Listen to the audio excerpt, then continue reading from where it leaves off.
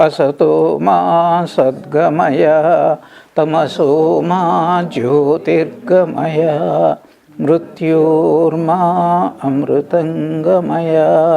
Om Shanti Shanti Shanti. Lord, lead us from the unreal to the real. Lead us from ignorance to illumination. Lead us from death to immortality. Om, peace, peace, peace be unto all. We will chant these few verses from the Gita. Prapanna parijataya totra vetraikapanaye Jnana mudraya krishnaya Gitamritaduhe namaha. Sarvopanishado gavo dogdha gopalanandanaha partho vatsa sudhir bhokta dugdham gitamritam mahat.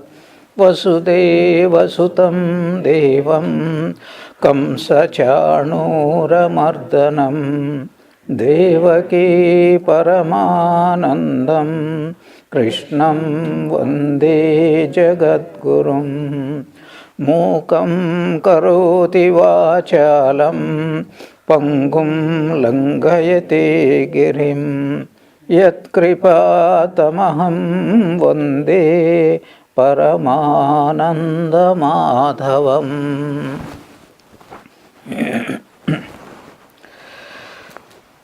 Let us remind ourselves every time that Bhagavad Gita is mainly a spiritual textbook, a very practical book.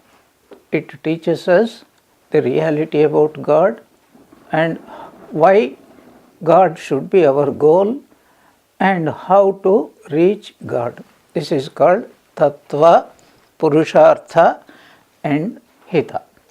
At the end of every chapter, we get this. Brahma Vidyayam Yoga Shastre Sri Krishna Arjuna Samvade, this chapter. So, what is important? Upanishatsu, it is Upanishads. What does a Upanishad teach? Any Upanishad, what does it teach? It teaches only Brahma Vidya. What is Brahma Vidya? It is the science of reality. There is only one reality. And we do not know, even though we are living, we do not know what is that reality. It's like the funny question, a small fish in an ocean met, let us say, a disciple, ignorant, confused disciple, little fish, met an enlightened guru and asking, the little fish is from the ocean. It is asking the Guru, Guruji, I am seeking over the ocean, where is it? Where can I find it? So we are all asking, what is reality? We are living in reality, and yet we are not able to understand what is the nature of this reality. What is our problem? We think we are living in reality. Now here is a very beautiful thought. No one wants to live in a world of unreality. No one wants to live in a world of falsity. If someone comes and asks you, say, I am a false person, I want to be friends with you. Someone comes and declares, my love is false love, I want to love you. Someone comes and gives you a false currency note and say, here is a false, would you accept it? So we all want the real thing, and yet we are confused about what is reality. And so what does the Upanishads do? They teach us the science of reality. What is Gita? The essence of the Upanishads. So Upanishads Brahma Vidyayam, and it must be practical. So another name for practicality is Yoga Shastra. What is Yoga Shastra? You know what is yoga.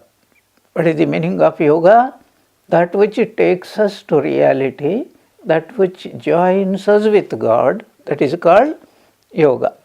If action can take us to God, that is called karma yoga, etc. Now you can join the other things also. So this is what Yoga Shastra. It is also a Dharma Shastra. It tells us what is right and what is not right. Even if a person doesn't want spiritual life, even from a worldly point of view, it teaches us how to be a wise worldly person. That's why we call it, worldly wise. Who is a worldly wise person? He knows what is his body, what is his capacity of the body, and what type of food suits him, and what type of job suits him, whether he should get married, should not get married. People think they know it, but they do not know. All problems come because they think they know. So even a worldly wise person is one who knows these things. That is why he is called wise person. Otherwise, he will be otherwise. Yeah. So it is also a Dharma Shastra. It tells us not only what is good right now and what is good in the future also. So it is a Yoga Shastra, a spiritual textbook, and it is a Dharma Shastra. So what is Dharma Shastra? Two types of dharmas are there. One type of dharma is how can I be happy right now? Second type of teaching the Dharma Shastra gives is how can I be happy not only now but also in future, not only in future, immediate future, but in the next life also, because we all believe in continuation of life. So we have completed the first chapter. What is it? There was this battle and there was this Arjuna who was the commander-in-chief, and this gentleman, having seen his relatives and people whom he loved, people whom he respected.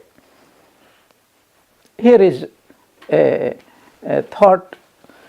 He had also seen people whom he hated, but he had seen whom he also loved.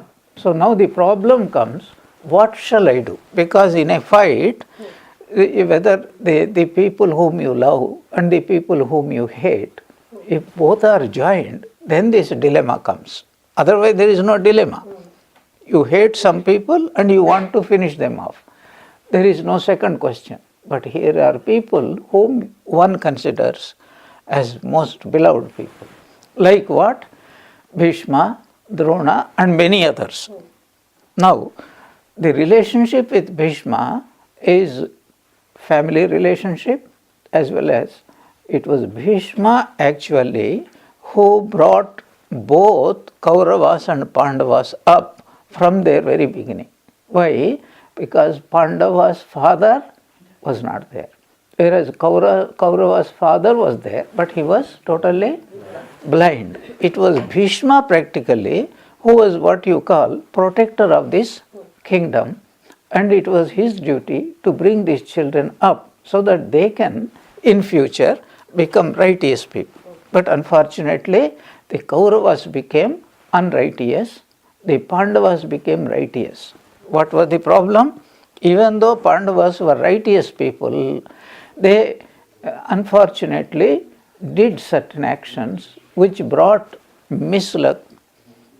misfortune on them. So what was this they did? They gambled. And how many people gambled? Only one. And because he was the eldest of the family and he was looking after the family, that one person's indiscretion has brought the whole family into trouble. Whereas Kauravas, you noticed, they were all doing indiscretion. So they were all joined like a gang of thieves. Whereas here, out of respect for the father or the mother or whoever is the eldest one, so the whole family, willy-nilly. So they had to go through a lot of suffering. The end of suffering came, they fulfilled their promise, they came, they demanded their portion of the kingdom, But the Kauravas were unwilling to give them. And they sent Sri Krishna as messenger. And there also it was not successful. So it was decided that they should now battle out to get their portion. Now here is an interesting question. Supposing Pandavas win, supposing means what? They actually won, but without killing Kauravas. Suppose they had won. What would Yudhishthira have done? Would he have kept the whole kingdom, or would he have divided that kingdom and said, this belongs to you and this belongs? What do you think he would have done? The other party was not willing, but Yudhishthira would have done that. But unfortunately what happened? Most of the people, 99% of the people had perished in that war. But that is a story which would come later on. Now Arjuna wanted to see what is going to, how he is going to plan how to fight, how to conduct the battle. So he was not fighting alone. You must remember, he also had the responsibility to deploy his army so that they would be in the best position. You know, whenever there is a battle between two armies, they will have to formulate a strategy which they think is the best to counter and to conquer. So that's what Arjuna's purpose was. He asked his charioteer, Sri Krishna, and you take me in the front of his opposite party. And Krishna, he took them. Duryodhana was there, and his brothers were there, and other warriors were there. Bhishma was there, Drona was there. Known people, loved people, known and also loved. So Arjuna's relationship with Bhishma was family relationship, and so much of reverence because he knew that Bhishma could have taken over the whole kingdom. If he was a selfish person, he could simply have taken over the whole lot and he would have been extremely happy. But did he do it? No, he did not do it because he promised his father that only the children of his, stepmother would get. And so he did not even get married. But he carried on his duties, even though, what do you think Duryodhana would have done if he was given the charge? He would have killed everybody. And yes, he tried like that. Pandava's sons also, so many times, Bhishma was poisoned and they made attempt to kill him, drown him in water, only he was undrownable like Totapuri. And this one house, it was set on fire. They were sent to. So here Duryodhana made a terrible mistake.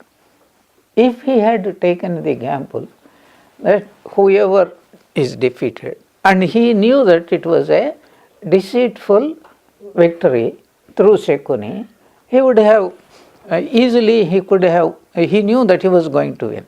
Suppose you will have to commit suicide, then all problems would have been gone. But he thought, such conditions I will put, but nobody will remember them. So how many years?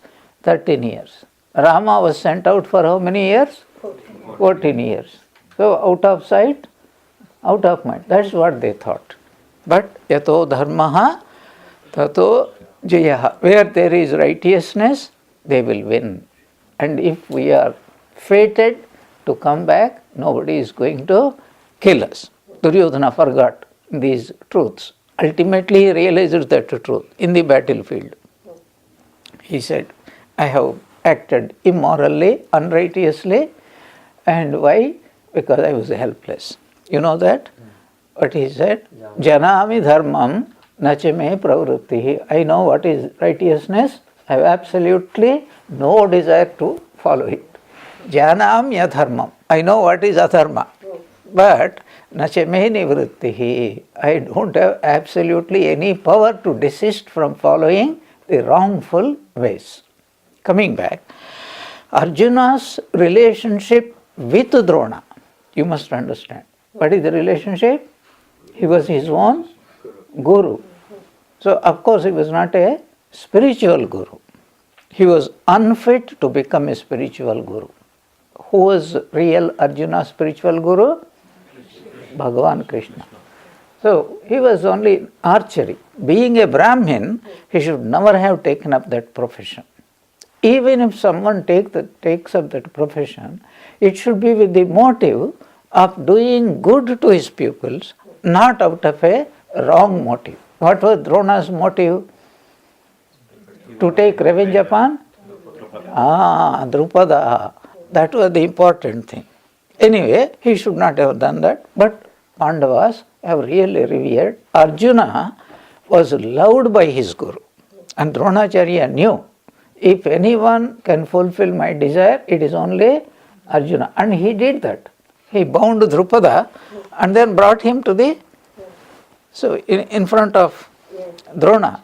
And Drona, being a Brahmin, he says, I forgive you, even though you did not, you were not grateful to me, but I will forgive you. He was a great person in so many ways.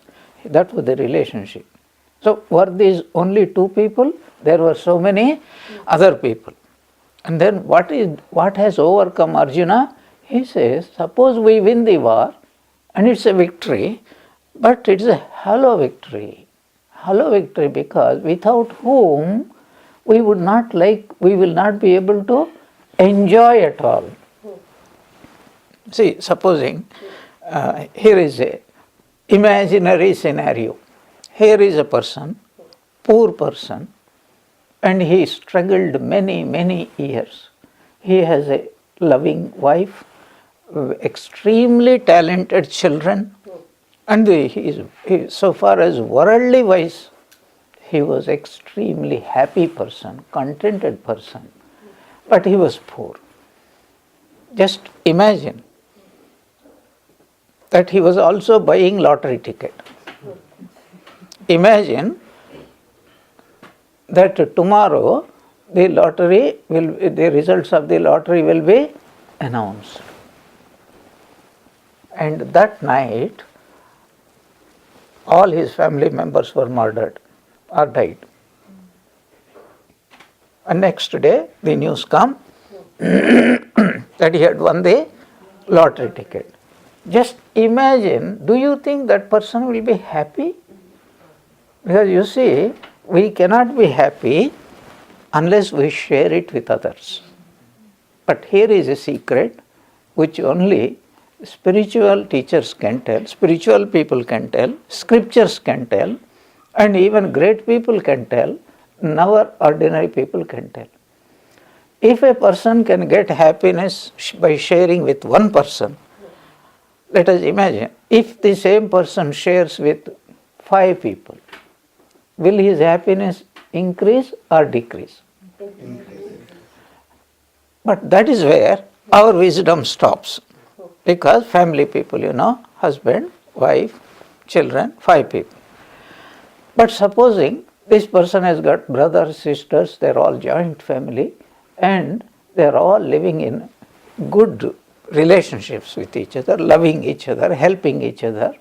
So there will be, let us say, 15 people.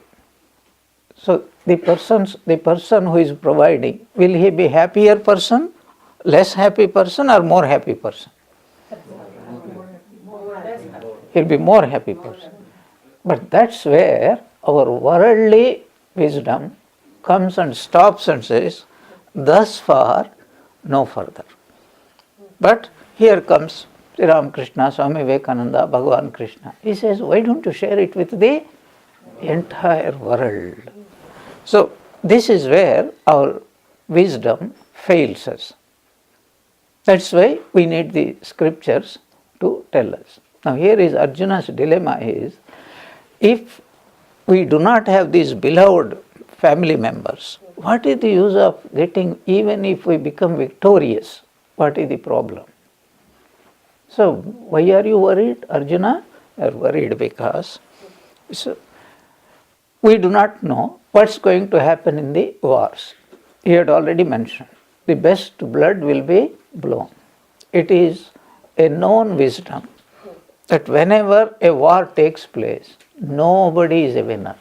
Both parties only are losers in every way. We are not talking about Bhagavad Gita, we are talking about normal common experience. Whether it is the First World War, Second World War, everybody will lose.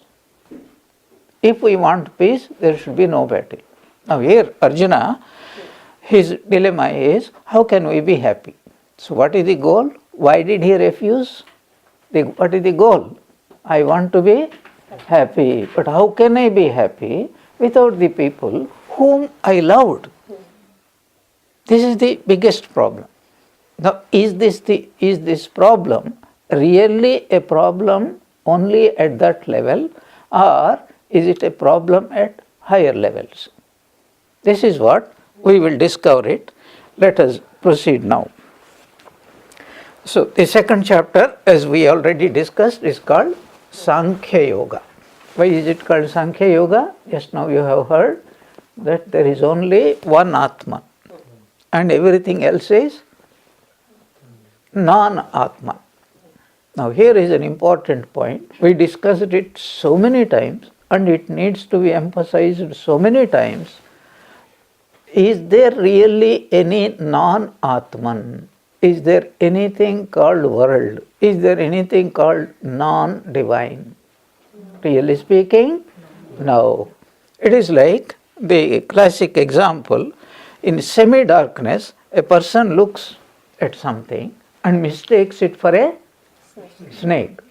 Is there really a snake? Does a snake exist? No. What exists really? So that's a most marvelous example in the whole philosophical literature of the world. So what is the important point is, the snake that anyone sees is an imagination. The reality is, it is an harmless rope. That rope alone is the reality, and rope mistaken is called snake.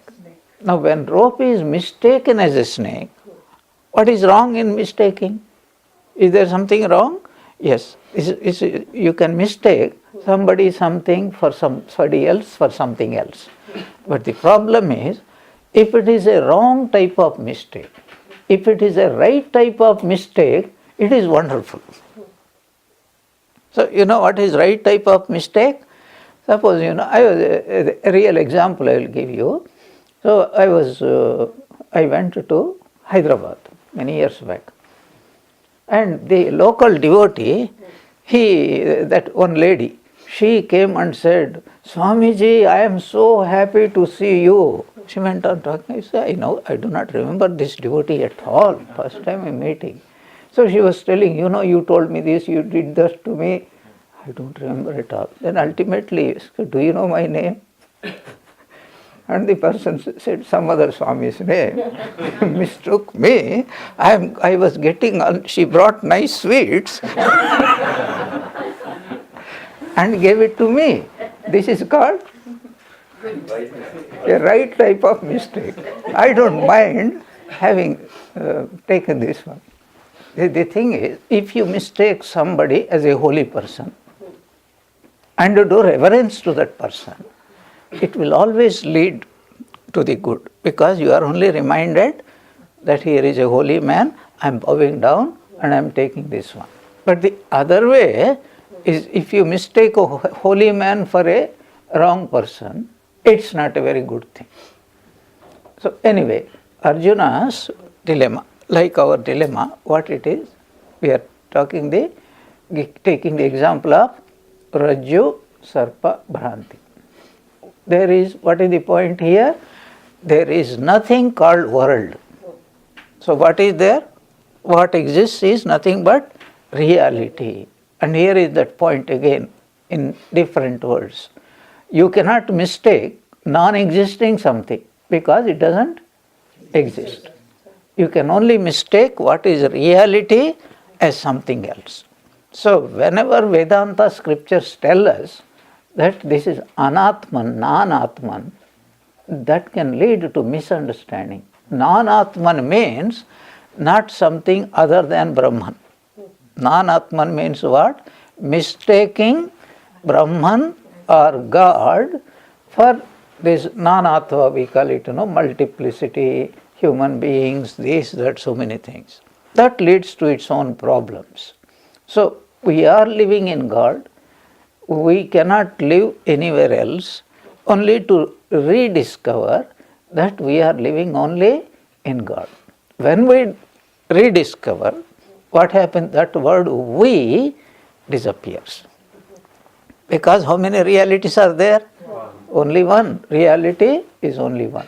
That is called Atman. Atman means the one eternal, unchanging, all-pervading, that which is beyond time, space, causation, that reality which is called Sat, Chit and Ananda. I am that reality. A person, when he realizes it, he doesn't even say, I am that, because there is nobody to whom he can tell. There is no instrument with which he can say that. What is the instrument with which we say something? It is the mind. Their body, mind, both are not there. Only one is there. So that is the teaching of Bhagavad Gita, which Arjuna needs to remember. Now, why did I raise this topic? Because whatever problems we think we are going through, the real cause of that problem is not what we think. The real problem is spiritual problem. It is not a worldly problem at all. It is a spiritual problem. So what is worldly problem? Simple example is here that Arjuna thinks I am going to kill. Two problems. One problem is that first everyone is going to be dead. But normal death, we do not feel guilty. If Bhishma died normally, Arjuna would not have felt guilty. But if he thinks that I am the cause of their death, so Krishna deals in course of time, you are not the cause of the death. Oh, I am not the cause of the death. Then who is the cause of death? Yes, he said. Bhagavan Krishna says, I am the cause of death. Kaloham lokakshaya krit pravruddho. I am Kala. Kala means what? People are born in time and people are dead in time. But we are attributing everything to ourselves, and that is the cause of our problem. Even from a devotee's point of view, who is the real cause of everything in this world? Simple example. I am talking, you are sitting here and listening. Who is really talking and who is really listening? I say I am talking, you say we are listening. But it is really God is talking and God is listening. I gave you a beautiful example. Suppose instead of this Jagrada Avastha, waking state, suppose you are dreaming that the same class is going on. Who was talking? Yourself. Who was listening? Yourself. And you are congratulating yourself, only saying today's speech is the best speech. Like that. So, the real problem is a spiritual problem, not a world. There is no such thing. World, the real problem is spiritual problem. Like, here is a person who thinks there is a poisonous snake. Where is the problem? Is the snake problem or mistaking a non-harmful rope for a snake is a problem? What is the real problem? You see, suppose there is a real snake, then it is a problem. An unreal snake, however imaginary it is, it cannot really kill anybody. So, Arjuna's problem appeared to be a worldly problem, but really speaking it is a spiritual problem. And who is Arjuna? All of us are potential Arjunas. This is a most important point we have to keep. Our real problem is what? Spiritual ignorance of our own true nature. Again, the dream example will help. Suppose you are having a nightmarish dream. Somebody is coming to kill you.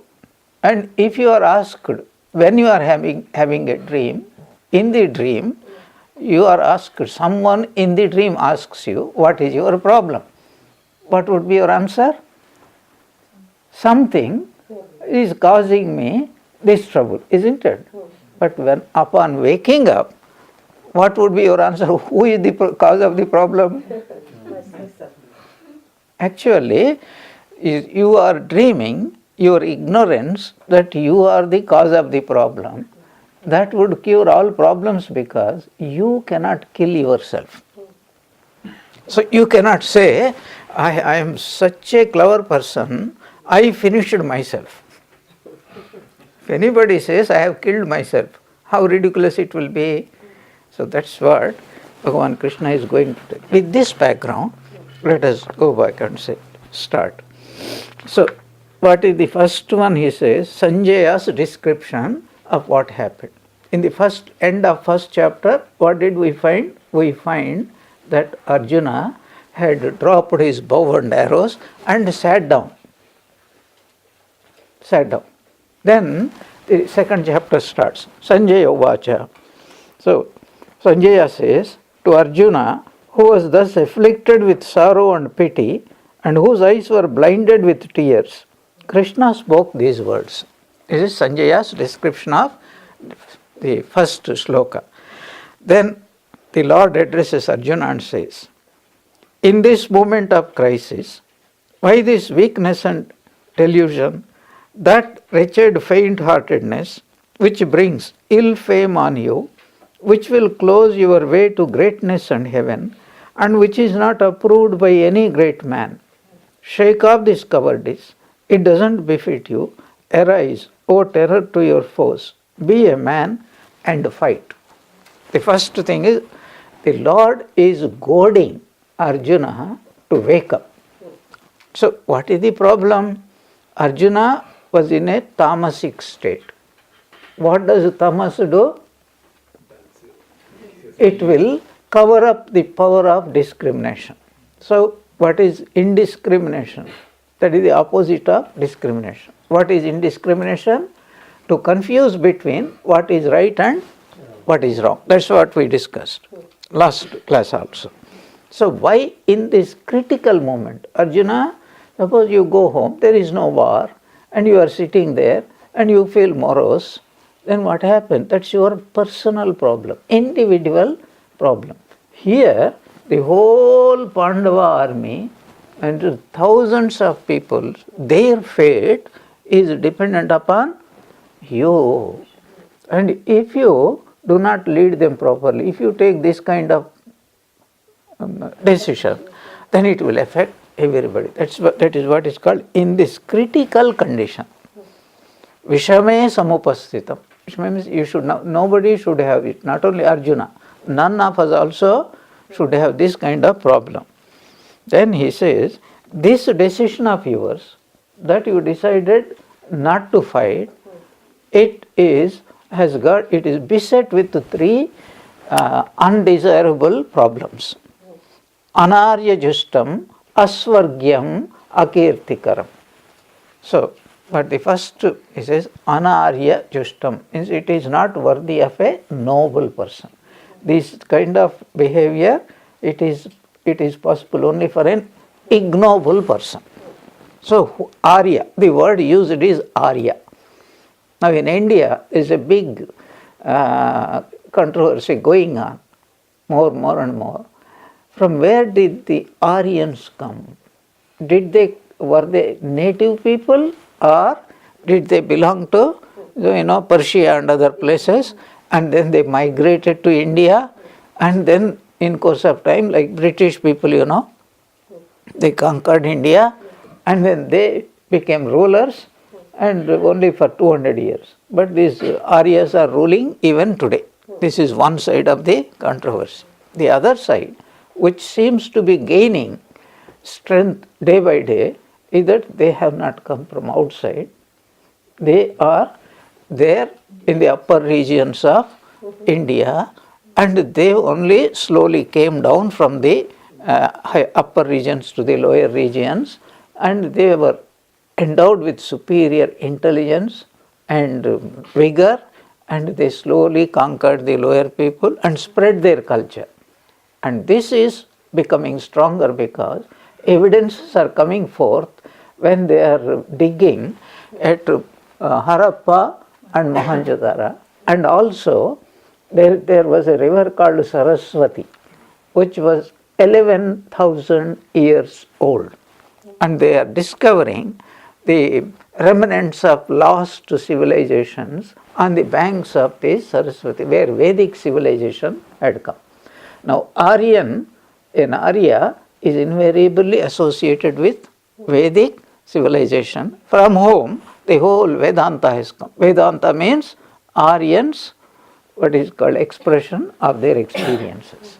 Now, this controversy is completely useless. But what in a normal meaning of Arya is one who knows what to do and one who knows what not to do. In other words, a person who knows what is right and what is not right and behaves accordingly. The problem is, most of us know, we are all Aryans so far our intellect is concerned. But our practice is concerned, we are an-Aryan. So here it means it is not worthy of a person, a civilized person, an educated person, a cultured person like you. So here is a cultured and civilized person is called Arya. So you are talking behave like an Arya and you are behaving like an Arya. No intelligent, discriminating Arya will ever behave like this, at least in this situation when everybody is relying upon you. Anarya justam. And then asvargyam. If anybody does anything unrighteous, what happens to that person? Karma phala. What is the karma phala? If somebody does evil deeds, what is the result of that? That person, he will have to experience unhappiness. Arjuna, do you want to experience unhappiness? But that's what you are going to experience if you follow your own decision. Akirtikaram means people will talk. You know, it is such a wonderful thing for us to realize. There was Genghis Khan, there was this Duryodhanas, there was this Ravanasura, there was this Kamsa, there was this Hitler, there was this Saddam Hussein, there was this, all these people, you know, at that time when they were present, when they were alive, did they ever think our names will go down in history? And when people read history, then they will always remember with disgust, with disrespect. This is what we are doing, isn't it? This is called akirtikara, means people will only remember you as an unrighteous person. So it is wrong behavior as an Aryan. It is not conducive to future happiness, and it is people, your name will go down as one of the perpetrators of evil deeds. So just imagine, this Bhagavad Gita ends with the first chapter. I am not going to fight. And somebody recorded it. Even today, how do we remember Arjuna? A person who had spoiled the whole righteous thing and caused so much of harm to other people. That's what we think. But again, I am reminding you, no one is the cause of anybody else's either happiness or unhappiness. If you accept the law of karma, so each one of us, that is why when I was in the USA, this question came and I wanted to pull their legs. I said, you know, in November, your fate is going to fructify. Whomsoever you elect. Yeah. And don't say somebody else has thrust that result upon us. As a national karma is going to fructify. It is terrifying. It is here also terrifying. I did not mention that. Everywhere it is, it's like that. We only bring our own fate. So this is what the Lord has appeared. Then he is goading, using very strong words. Klaibyam masma gamah partha na etat upapadyate shudram hridaya daurbalyam tektva uttishta parantapa. This kind of behavior doesn't behave you, O Arjuna, because you are well famed as Parantapa, scorcher of the enemies. Means what? Here is very interesting thing. Enemy doesn't mean just somebody who hates us. He is a scorcher of unrighteous, immoral type of people. Because did Arjuna or Pandavas ever do anything, even though they fought many battles, did they ever do anything with a evil motive? No. So that is why Parantapaha means, para means what? A person who is unrighteous. You have fought many times. This is also not the time to take this kind of decision. Why? Hridaya daurbalyam. It is a weakness, terrible weakness of your heart. Heart means what? Here, not thinking. Heart means what? Feeling. Now here is a wonderful pointer. We have got both feelings and the capacity to reason. What's our problem? Often these two do not go together. When what we feel right, we may not do. And what we do may not be right. It is rarely that both come together. Now that is why we are called slaves. Whereas a rational person, a civilized person, a cultured person, an Arya is one, whether he feels right or wrong, happy or unhappy, he will do what is required of him. That is what is called duty, that is called dharma. The problem is, if we all feel happy doing dharma, there would be no adharmic person in this world at all. But the problem is, we go by our feelings. So he says, this is kshudram, is an abominable, hateful, what is that? Hridaya daurbalyam. This weakness of the heart. What is weakness of the heart? You are following, you are allowing your feelings to lead you instead of thinking rationally and make your feelings follow your decisions. And then he says kliva. Kliva means what is called neuter gender. So one who is a eunuch. So you are not a man, you are not a woman. If a person is man or woman, that's fine. But if it belongs to this, klivatva means what? You are misbehaving, you are not behaving properly. It is the worst type of abuse anybody can be given. And you are a useless fellow. Even that is a very respectable word. Compared to this, you are a eunuch. In society, nobody likes a eunuch. You see, he is telling like that. In this moment of crisis, and this doesn't behove you. Why it doesn't behave you? Because you are born as one of the heroes in a very noble family.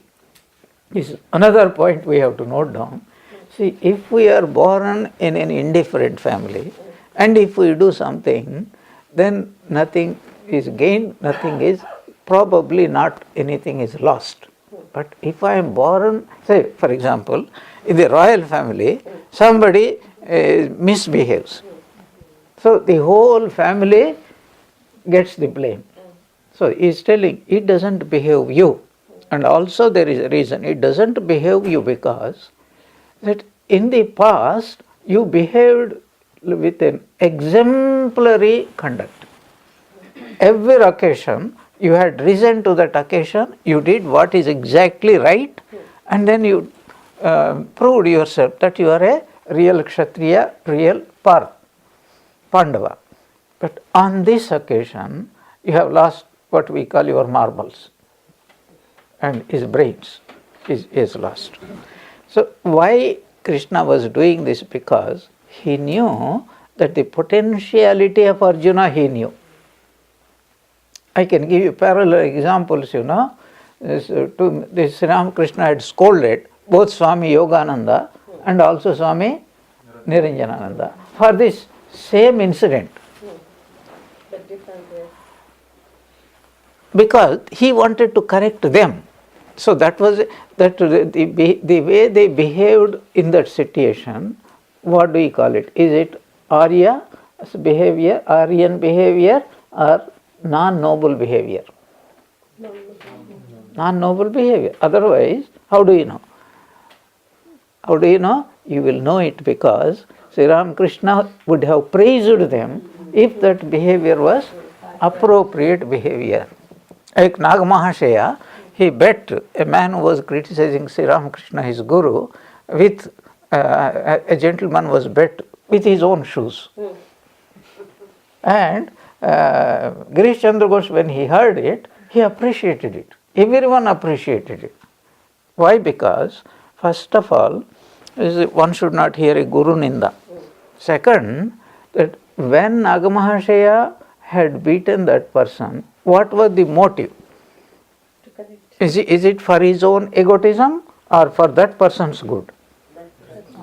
We have to understand, a person like Nagamahashaya, he doesn't have his own individual will. It was guided by Sri Ramakrishna himself, but it has come out expressed through his personality. And that person has realized his mistake and he became a better person because of that behavior. That is why it is called, the punishment was not desirable, but the outcome was absolutely desirable. So Sri Ramakrishna, he chastised both, he corrected, and they became better people or not. So just imagine, Swami Yogananda would never dare to disobey Sri Ramakrishna's least commandments in future. And Niranjananda also, he would not take hasty decisions without taking into consideration everybody's welfare. So this is called Hridaya Daurbalyam, weakness of the heart, weakness of feelings, or allowing the feelings to lead us rather than the discriminating power to lead us. So he goaded, you are looking like a hero, but you are behaving like an eunuch. And naturally, did these words, the first 2 points here. The first point is, did Krishna address these words to hurt Arjuna or to help him? Second, he was in the right position, because if one indiscriminating person chides another indiscriminating person, andhe naiva niyamana yathanda, like the blind leading the blind. But here is God himself and goading him. What was the result? What a transformation had come after this. What a transformation had come after this. You know, there was one devotee called Harish, and he gave trouble once to Holy Mother in Jairam Bhatti. And what did Holy Mother do? And the result of that slapping was his madness had disappeared and he became a greater devotee of both Sri Ramakrishna and Holy Mother later on. Exemplary devotion. Now, so Arjuna got hurt perhaps, but he became awakened. Uttishtata, Jagrata, Prapyavaran, he both arise, awake and stop not till the goal is reached. That is being enacted in this case. As soon as Sri Krishna uttered these words, so a little bit of resistance was there, but instantaneous transformation was there. So that's what we will discuss now here. I'm going to tell you what happens. So Sri Krishna's admonition in 2 verses. Then in the 4th to 8th verses of the 2nd chapter of the Bhagavad Gita, so Arjuna's reply and ultimate self-surrender. So first in 3, 4, 5 and 6 verses, he is again trying to what is called rationalize his behavior. So what does he say? O Madhusudana, how could I fight against Bhishma and Drona with bow and arrows? Bhishma and Drona, who are worthy of respect. How can I fight? This is not a question at all. So you have to fight because it is not the question of whether they are Bhishma Drona. It is a question of are they right or are they wrong.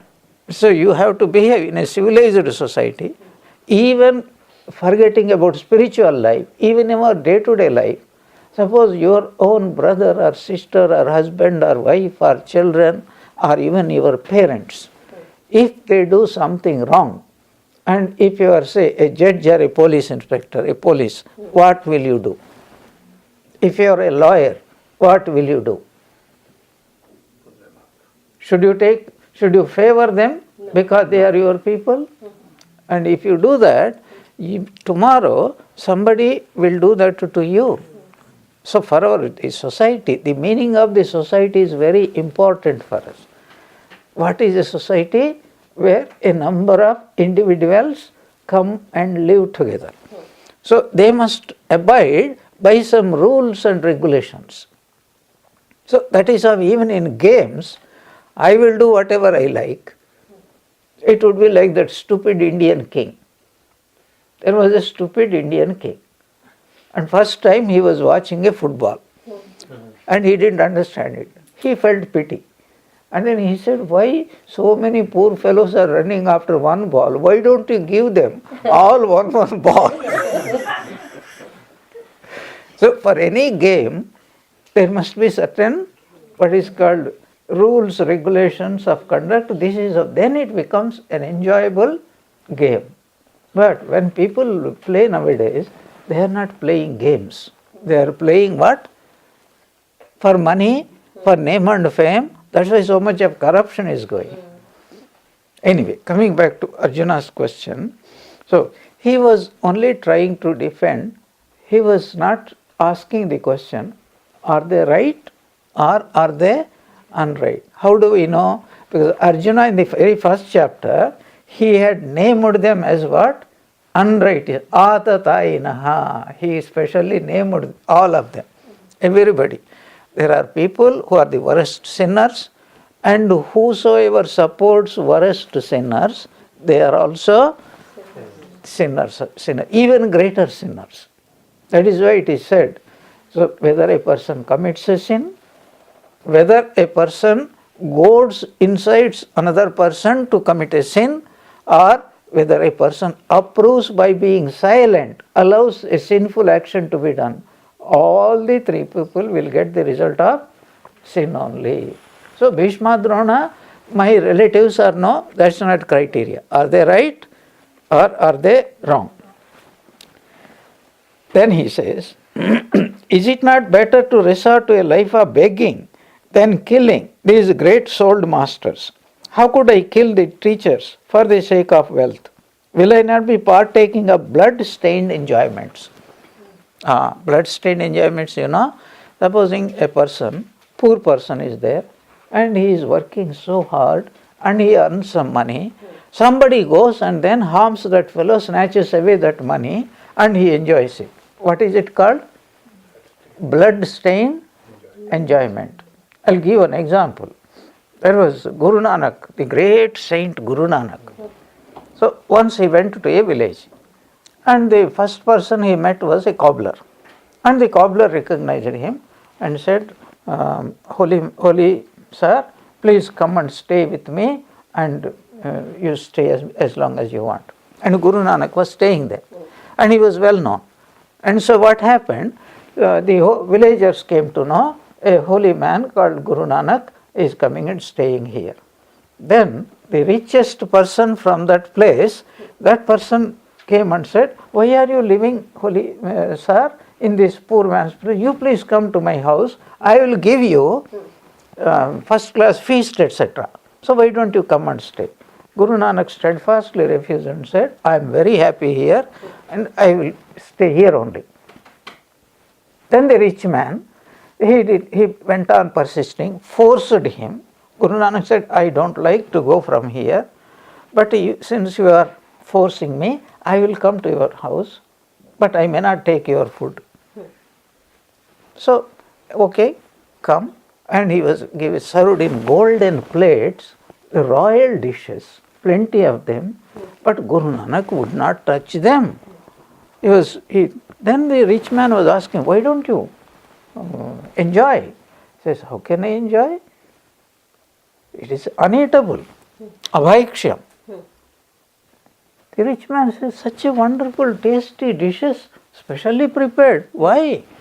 Then Guru Nanak touched that man. And what did he say?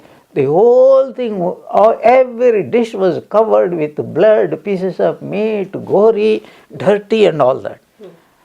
And then he himself cannot eat. Even though it was his own food, he cannot eat. Because his whole vision had changed. And then he asked, sir, what is the explanation? He says, how did you earn this money? How many people died because of whose labor, hard labor, and you are getting all this, squeezing all the profit. What are all these rich people doing now? So you look at Taj Mahal.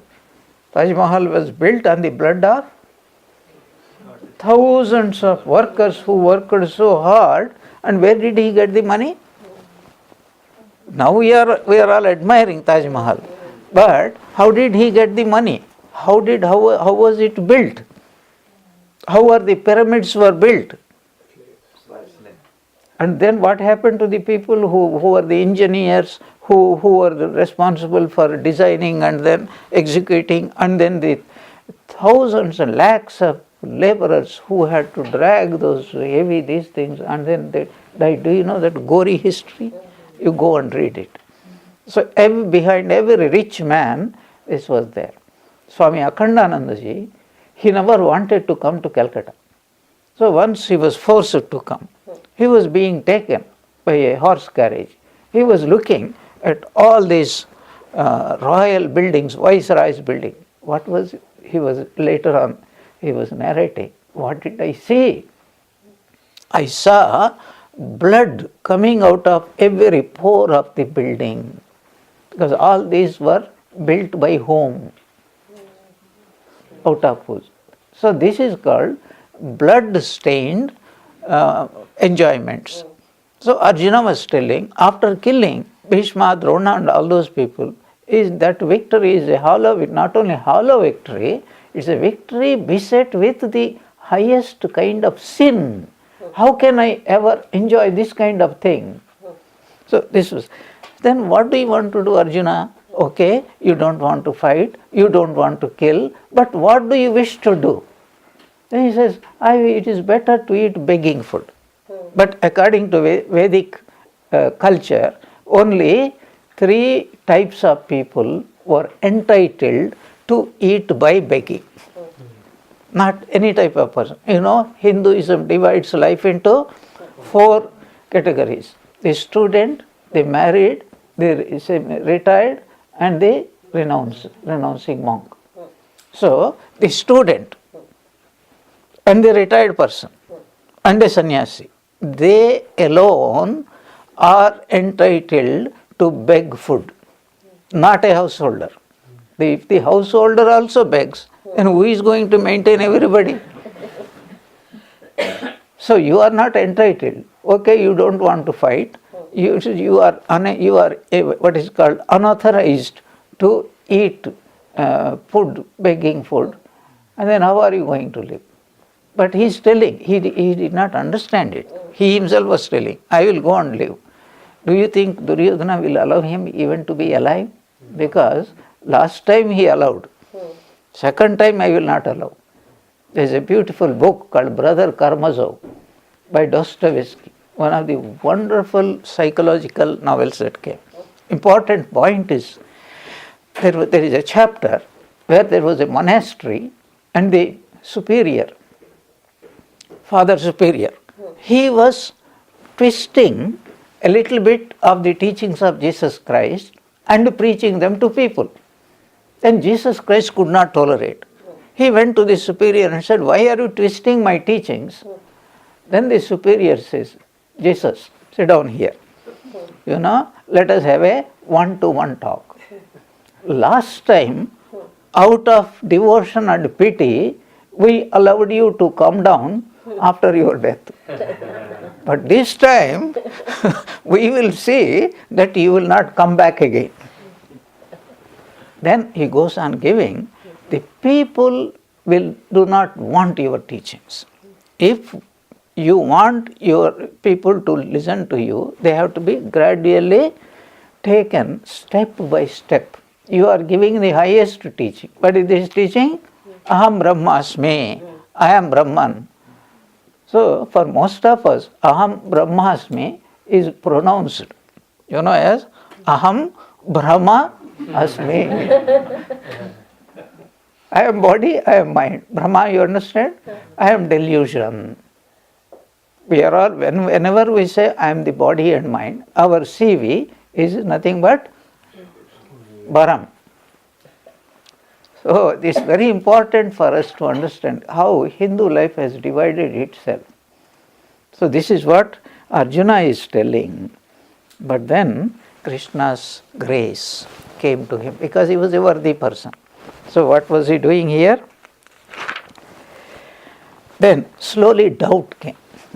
What is the doubt? He says, I cannot see which is the better of the two courses, whether we conquer them or are conquered by them. Those very persons without whom one doesn't like to live, they themselves, the children of Dhritarashtra, are standing against us. First he said, I know what to do, what not to do. Now what is he telling? I am not so sure. Like me. When I gave this my pre-university examinations and I went home, my father asked me, how did you do? I said, first class for sure. After a month he asked me. He said, second class for sure. 15 days before he asked me, what do you feel now? So I will pass, sure. 3 days before he asked me, he said, I am not so sure. So Arjuna now, he became awakened. He said, a person like Krishna, he is goading me. I know Krishna, I have faith in Krishna, I know he is the rational person, discriminating person, and he will never say what is not right. I have that faith in him. But when he is telling something, then doubt comes. Maybe I am a little bit wrong. So he says, I am not sure. First thing, I am very sure. Second thing, I am not so sure. I am not so sure. And the third thing is, I know I am completely wrong. That's what is going to come here. So the 8th verse, I have to put it in the earlier, and the 7th verse we have to. So it says, I do not find a way out of the sorrow which burns my mind to the depths and which, as it were, dries up the senses. This sorrow is inevitable even if I attain the status of an Indra and rulership over the 3 worlds with all its riches. Here is a beautiful expression. What was Arjuna saying earlier? I will not fight. So if I do not fight, what happens? Pandavas are saved, the Kauravas are saved, and nobody is killed, and I am behaving righteously.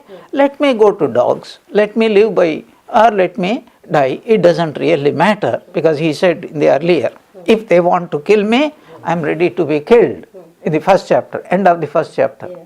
So now he says, let them kill me. I don't mind, but I want everybody's happiness. So, will you be happy? He says, yes, I will be a very happy person. Will you be happy? No. Even if I win all the 3 worlds, this terrible grief that is eating me, it cannot be assuaged. That means what? He says that I cannot be happy.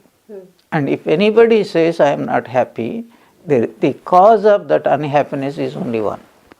What is that? You are deluded. This is a profound psychological truth. If anybody is unhappy, the only cause of unhappiness is delusion. Delusion and unhappiness, no question about it.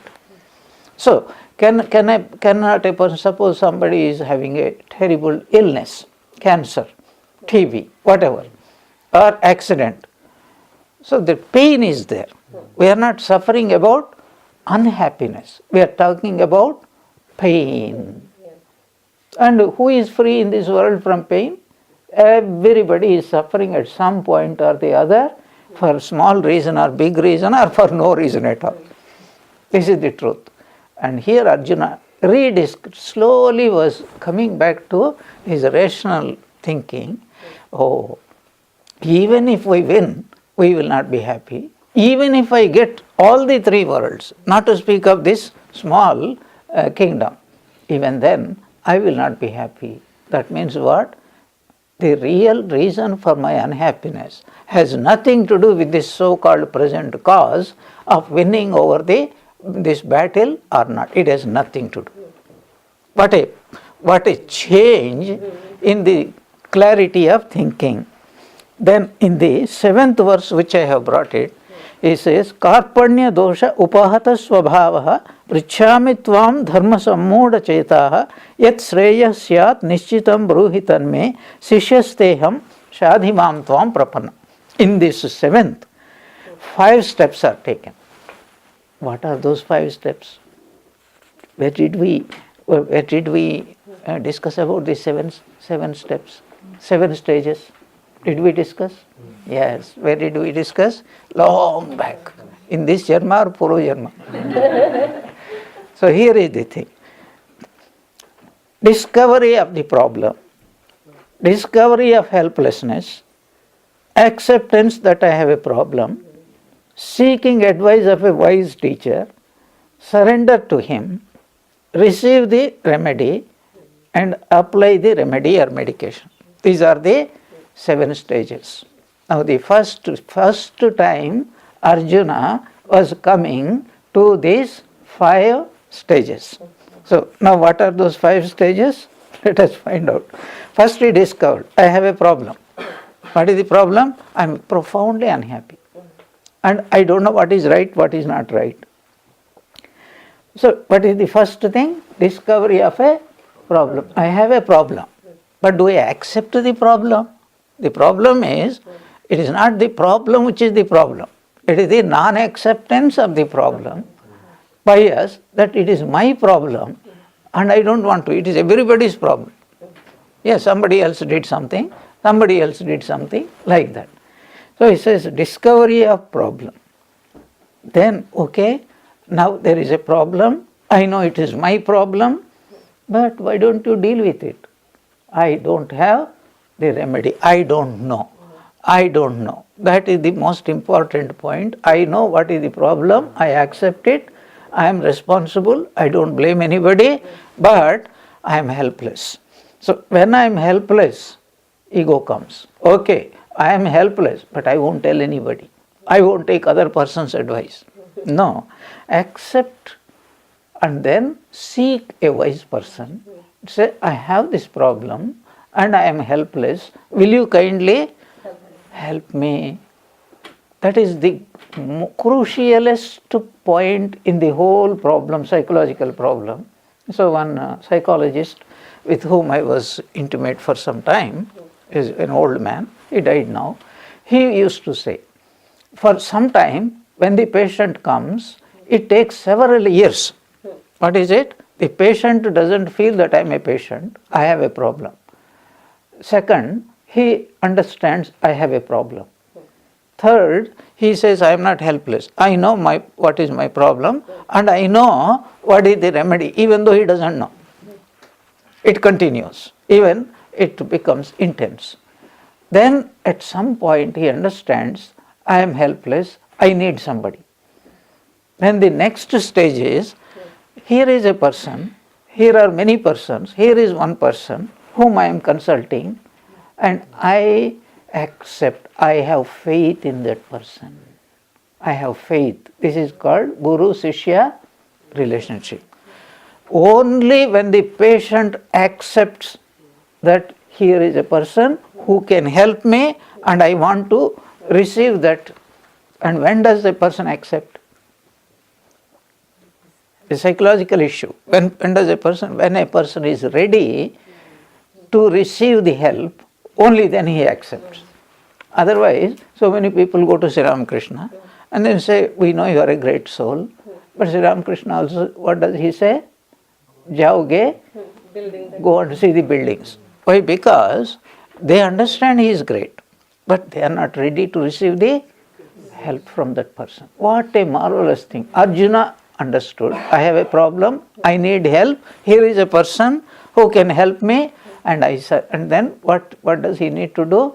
He has to surrender himself, and only then the teaching will come. So I will close this talk today with only one. There is a beautiful Sanskrit saying which says a wise person should never give unwarranted advice until he makes certain two things. First of all, the other person is in need of a assistance.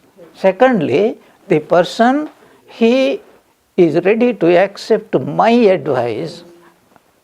So he might think that I am not a fit person, somebody else is a fitter person. He might go to somebody else. But until he comes to me and says, I want you to help me, that means what? He is ready. He is ready what? Ready not only to listen, because many people are ready to listen, but they are not ready to implement. So that Shishya category, a person falls in the category of the disciple only when he goes through these stages, accepts somebody as a teacher, as a guru. Accepting means these 2 points. I have confidence in you, you can guide me, and then not merely saying, I will follow whatever instructions you are going to give. And how do we know that Arjuna reached that state? Because at the end of the Bhagavad Gita, Sri Krishna categorically asks him, did you listen to my talk? If you had listened, if you had taken my medicine, this should have been the result. Your disease must have been totally cured. He says, Kaschid etat shrutam partha tvayaicagrena chetasa kaschid ajnana sammoha pranashtaste. Have you heard it? If so, your Brahma, your moha, your delusion should have disappeared. And what was Arjuna's categorical answer? Nashto moha smritihi labdha tvat prasadan maya achyuta. My delusion is destroyed and my memory came back. What is the memory? The capacity to know who I am really, that has come back to me. And how did it come back? Solely through your grace. Then that it doesn't end. Then what does he say? Sthitosmi gata sandeha. All my doubts have been destroyed. Not only doubts about my problem, not only doubts about the way to do it, but doubt about you also. I have no doubt. Then karishye vachanam tava. I will implement whatever you taught me, that I am promising you. That is real Shishya. So we will start this. There are a few more points. We will discuss it in our next class, which will be on the, I think, 15th. 2 weeks hence. Next Saturday we have got this great master. Om Vasudeva Sutam Devam Kamsachanuramardanam Devaki Paramanandam Krishnam Vande Jagadguru.